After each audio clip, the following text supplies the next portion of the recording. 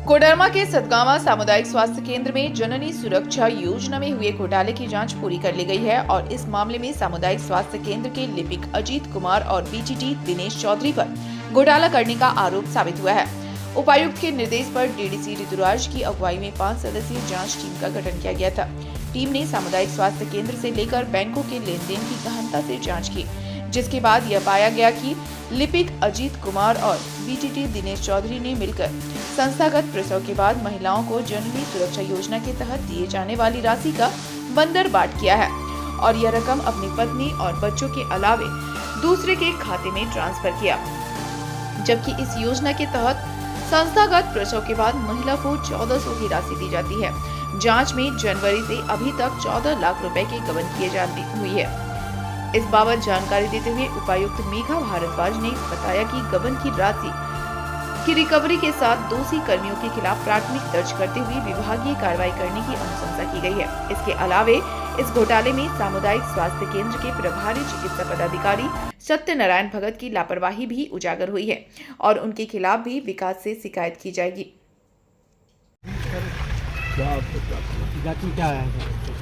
आप मोस्टली जो न्यूज़ में छपी हुई बात है उसको हम लोग चेक कर रहे हैं। जो मल्टीपल ट्रांजैक्शंस हैं वो सारी चीज़ें हम लोग देख रहे हैं किस किस के अकाउंट में गया है। और आज भी हम लोगों ने जितने भी लोग के अकाउंट में पैसे गए थे और जो भी इस प्रोसेस से रिलेटेड हैं, इस पूरे प्रोसेस से रिलेटेड हैं, उन सभी का एक एक करके सब कहीं बयान लिया है।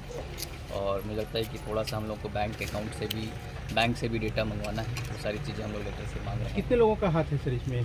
कितने लोग सम्मिलित? अभी हम लोग ऐसे एग्जैक्ट नहीं कह सकते हैं, पर जो जो प्रोसेस में इन्वॉल्व है उन सभी का हमने बयान लिया है और जिन जिन का लैब से उनको हम लोग अपने रिपोर्ट में विस्तृत करके बताएं। स्वास्थ्य विभाग से रिलेटेड कितने आदमी हैं सर इसमें इन्वॉल्व?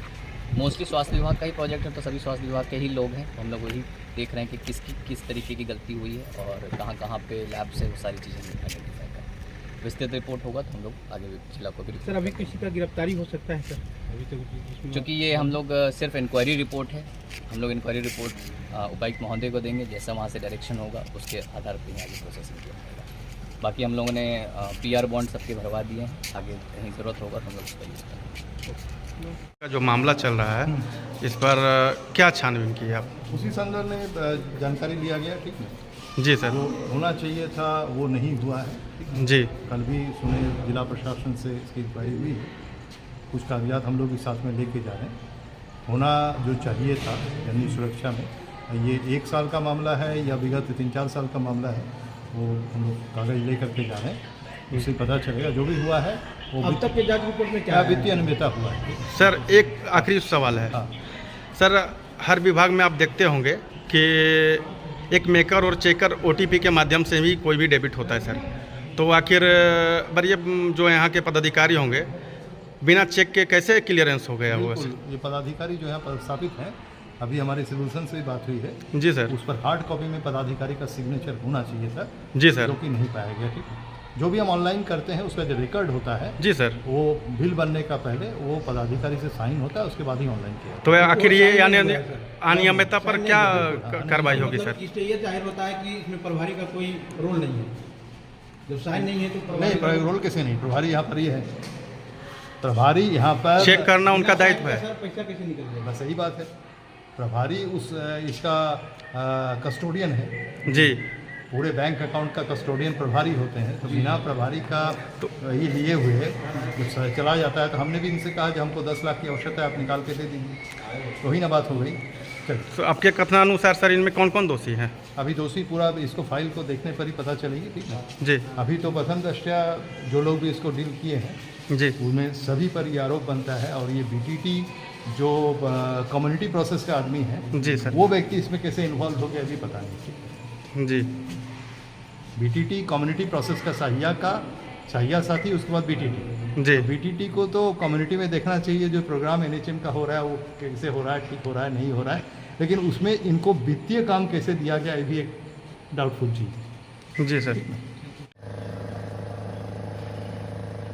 हमको बयान आया है कि पैसा मेरे खाते में आया, लेकिन फिर उसको जो है हमसे मांगा गया। तो इसका सबूत कुछ लोग दे पाए, जैसे कुछ लोगों ने गूगल और अलग अलग है।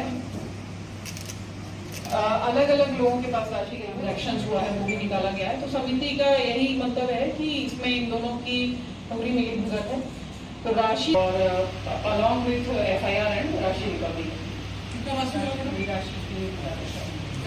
प्रिलिमिनरी जो आया था रिपोर्ट उसमें तो भी हम लोगों को कंप्लेन प्राप्त हुई थी और सिविल सर्जन के द्वारा भी बताया गया कि ऐसा ऐसा मैटर ऑडिट में आ रहा है सतगावा CHC को लेकर। तो एक टीम यहाँ से गठित की गई थी उप विकास आयुक्त की अध्यक्षता में और उनके साथ अन्य भी पदाधिकारियों को दिया गया था, कुछ बैंक के भी NDM को भी दिया गया था। तो सारे रिकॉर्ड्स जो भी अवेलेबल थे और जो भी एविडेंस वो लोग कलेक्ट कर पाए, अच्छा 1 हफ्ता का टाइम लेकर उन लोगों ने जांच किया डिटेल में। तो उसमें वही BTT और लेखा सहायक जो हैं वहाँ उनकी संलिप्तता इसमें काफ़ी दिखी है कि वो लोग इन्वॉल्व हैं। और चूँकि अपने ही घर वालों को उन्होंने इसमें राशि का भुगतान किया है कि जैसे बेटा हो गया या वाइफ हो गई या बेटी हो गई, तो ये सब एक क्वेश्चन मार्क क्रिएट करता है कि किस परिस्थिति में उन्होंने इस प्रकार से किया, जबकि उसका पैसा 1400 जो है वो जो महिला डिलीवर करेगी बच्चा उसको देना है, भरण पोषण और बाकी सब चीज़ों केयर करे ताकि बच्चे का।